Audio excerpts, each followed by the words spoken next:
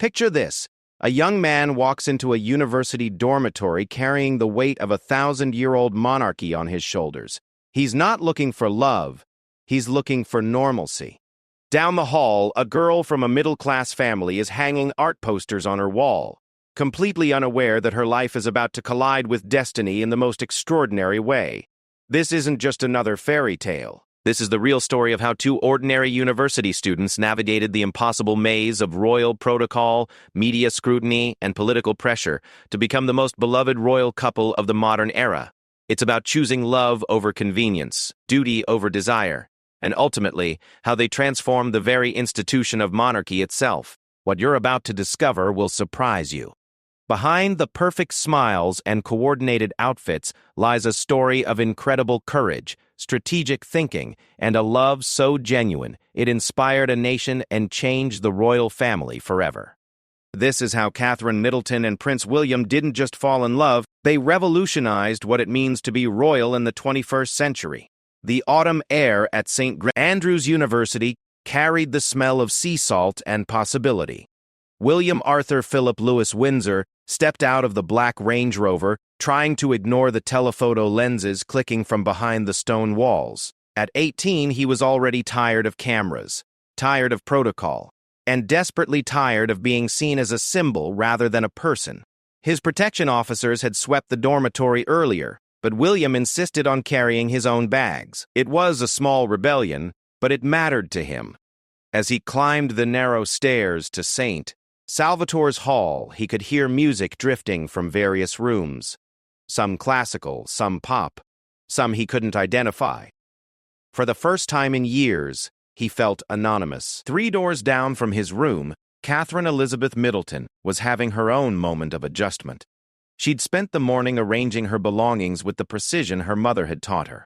Everything had its place. Her art history books stacked by height, her field hockey gear neatly stored, her favorite photographs arranged on the windowsill.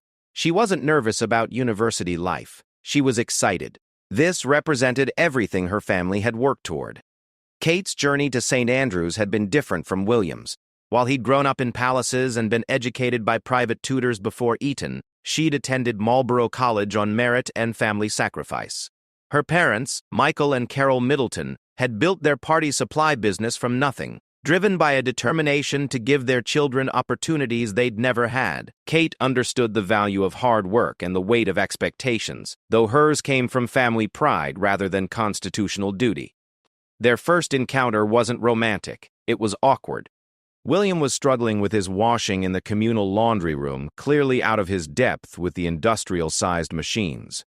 Kate walked in carrying her own basket and couldn't help but notice his frustration. "You need to separate the colors," she said simply, not recognizing him immediately in his casual clothes and baseball cap. William looked up, surprised by the straightforward advice. "I thought I did. Red with whites creates pink," Kate explained, pointing to what had once been his favorite white polo shirt. "Trust me, I've made that mistake." William laughed, genuinely laughed, for the first time since arriving. "I suppose you think I'm completely hopeless." "Not completely," Kate replied with a small smile. "Just inexperienced." It was only later, when her friend pointed out who she'd been talking to, that Kate realized she'd just given laundry advice to the future King of England. But by then, the damage was done.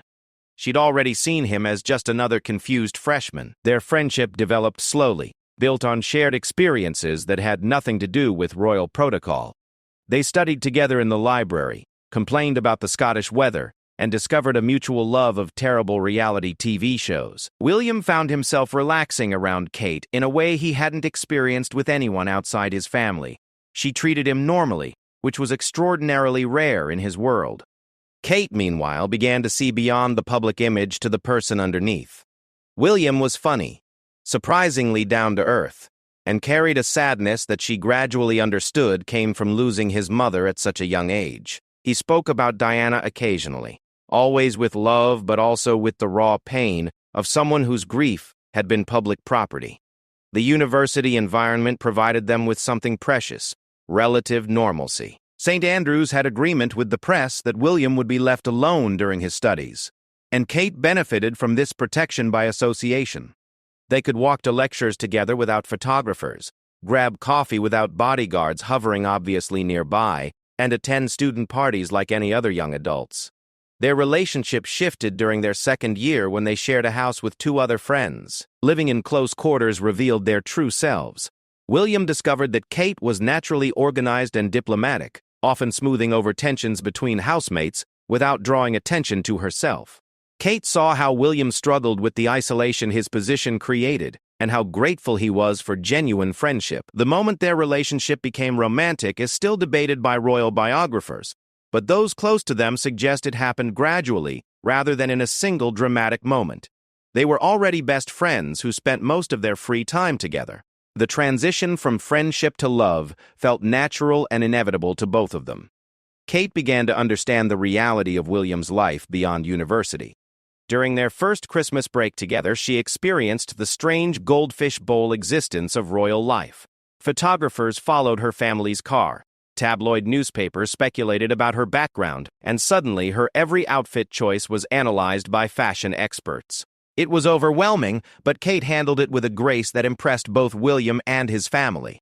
William, meanwhile, was learning what it felt like to have someone choose him for himself rather than his title. Kate had seen him at his worst, stressed about exams, homesick, frustrated with his unique circumstances, and she'd stayed. That loyalty meant everything to someone who'd grown up never quite sure whether people liked him or his position.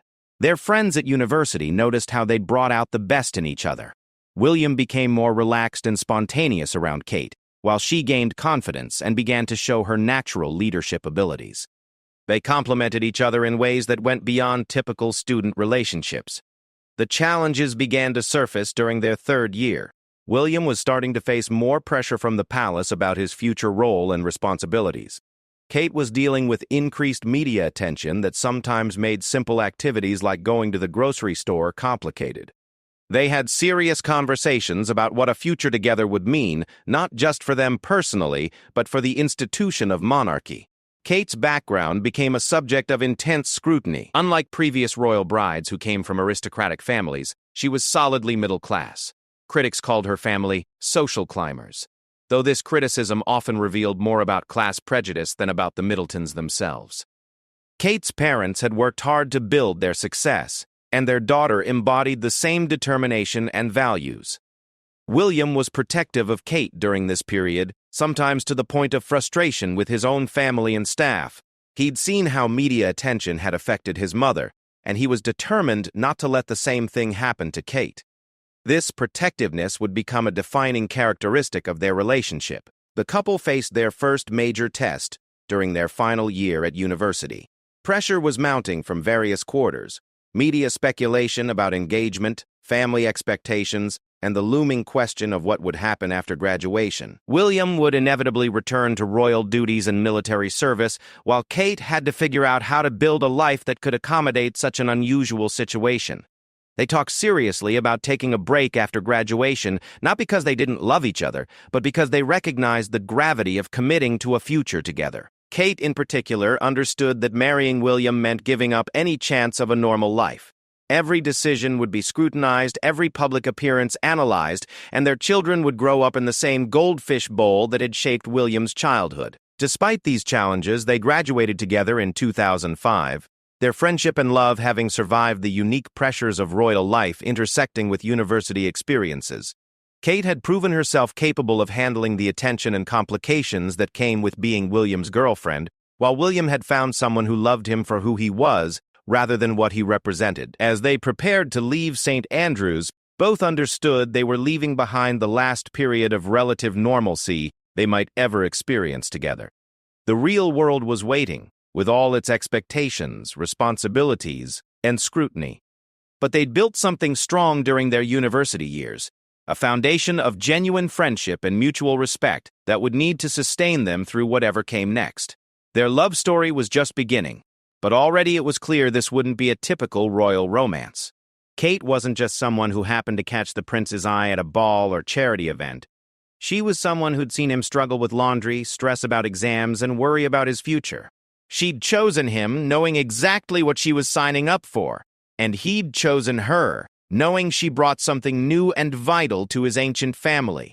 The university years had shown them both that their relationship could withstand pressure and scrutiny while maintaining its core of genuine affection and respect. Now they had to discover whether it could survive in the much more complex world that lay ahead, where every decision would be political and every moment public.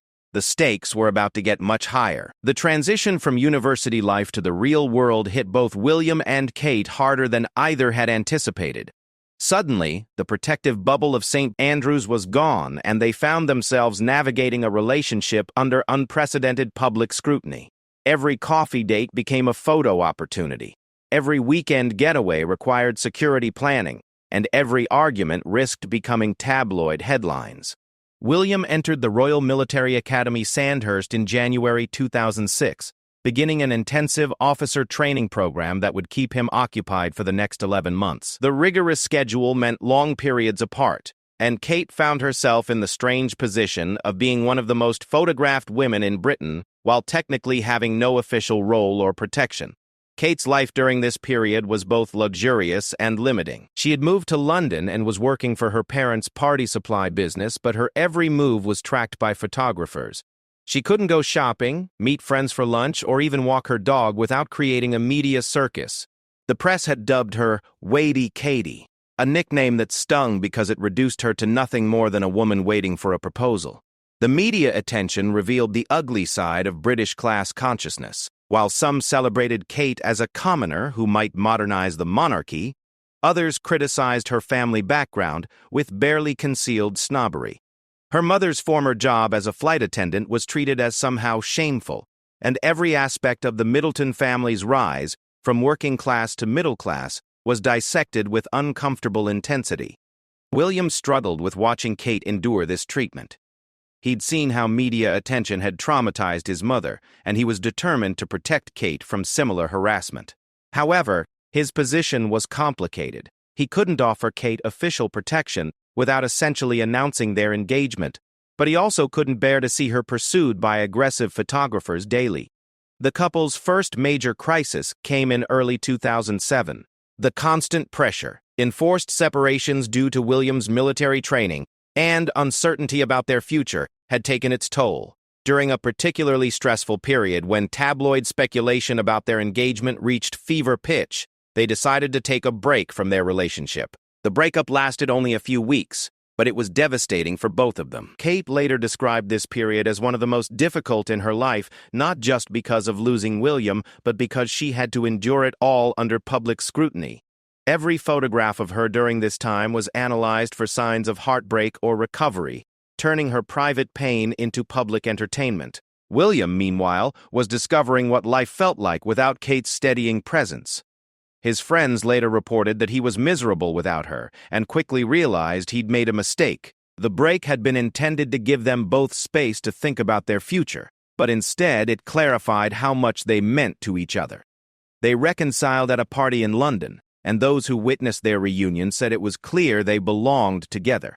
But the brief separation had taught them both valuable lessons.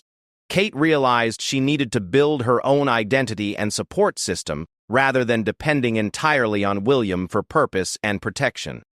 William understood that his indecision was unfair to Kate and that he needed to commit fully to their relationship or end it definitively. The period following their reconciliation showed a more mature and purposeful couple.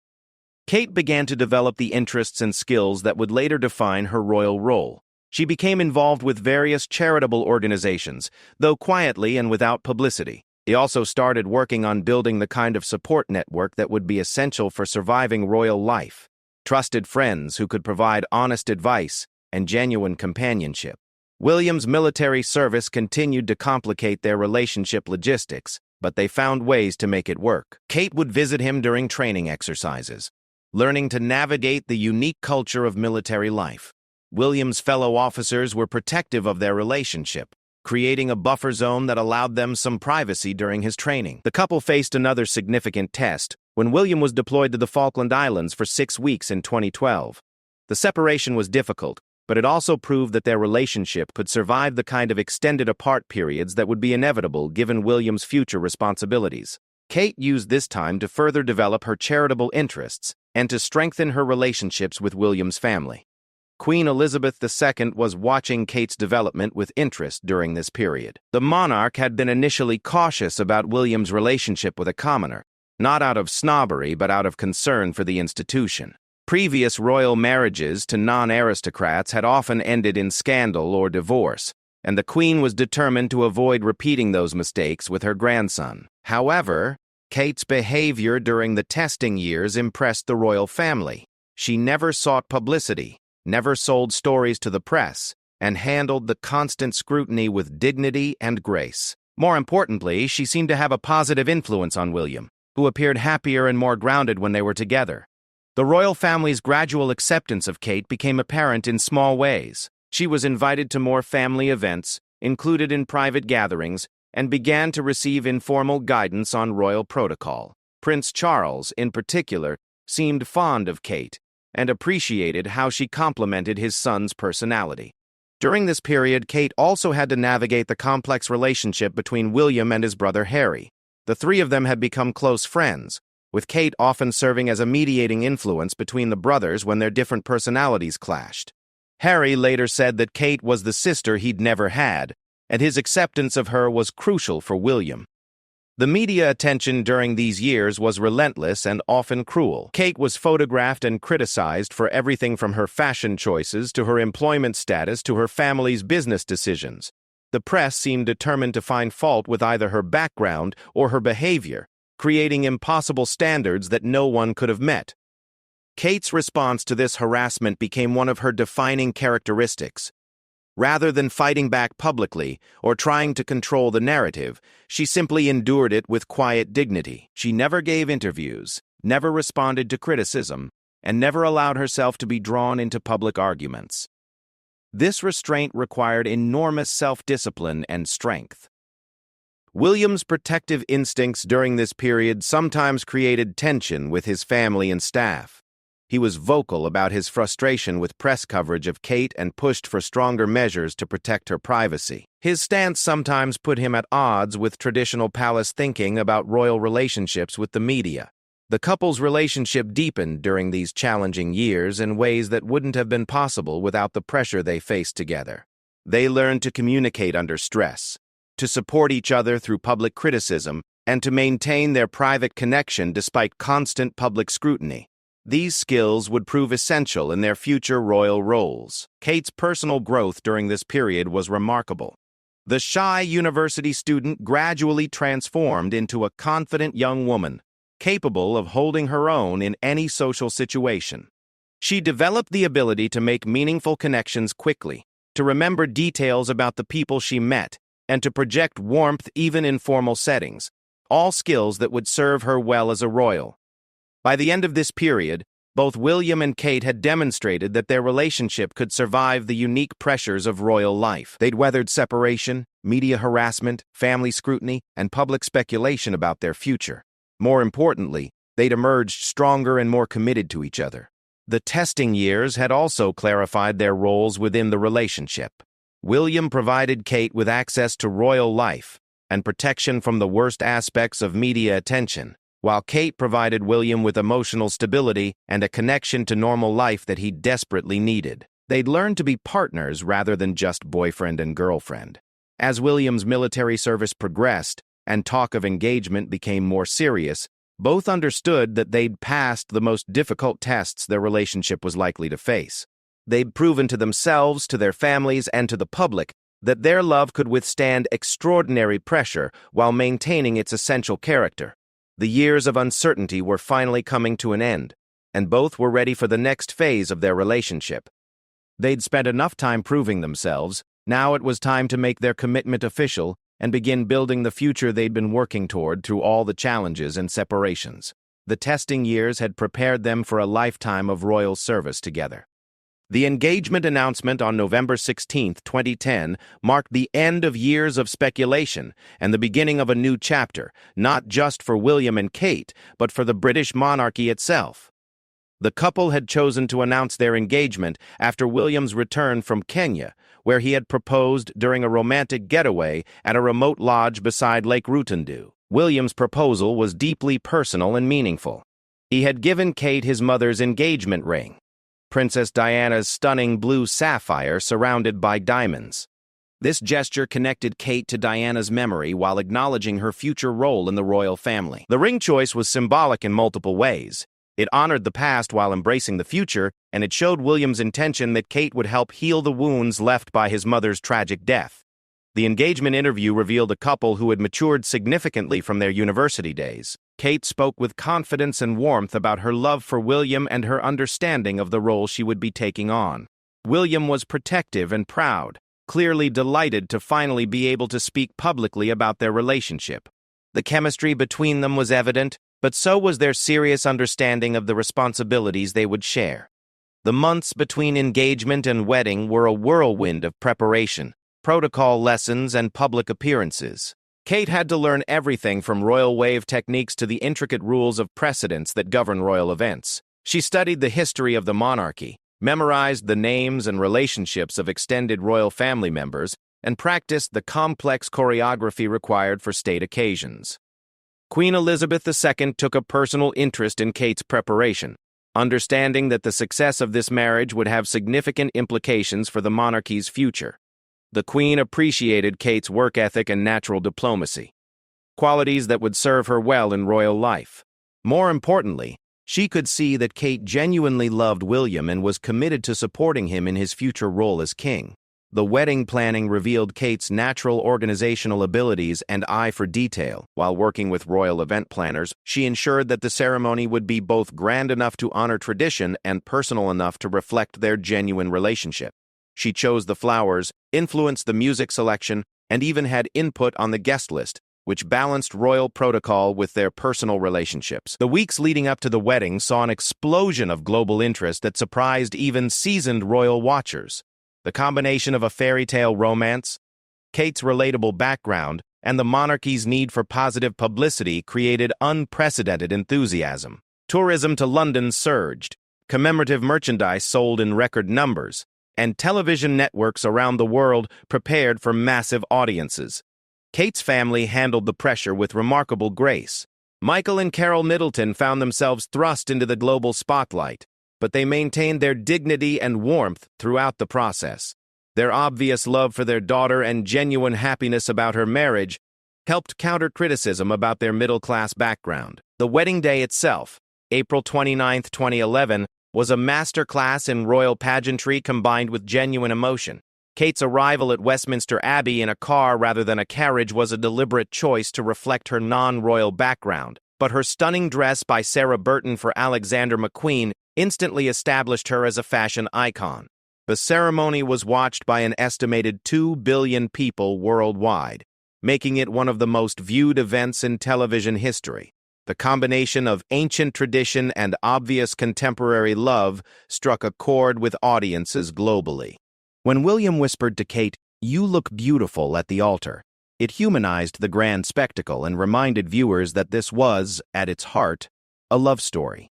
The wedding reception revealed the couple's desire to balance tradition with their own personalities. While the formal reception followed royal protocol perfectly, the evening party was more relaxed and personal, featuring William's friends as well as royalty. The couple's first dance and William's speech about Kate showed their genuine affection and humor. The immediate aftermath of the wedding saw Kate transition into her new role with remarkable smoothness. She seemed to intuitively understand the balance required between being approachable and maintaining royal dignity. Her first official engagement showed natural warmth and genuine interest in the people she met, qualities that immediately endeared her to the public.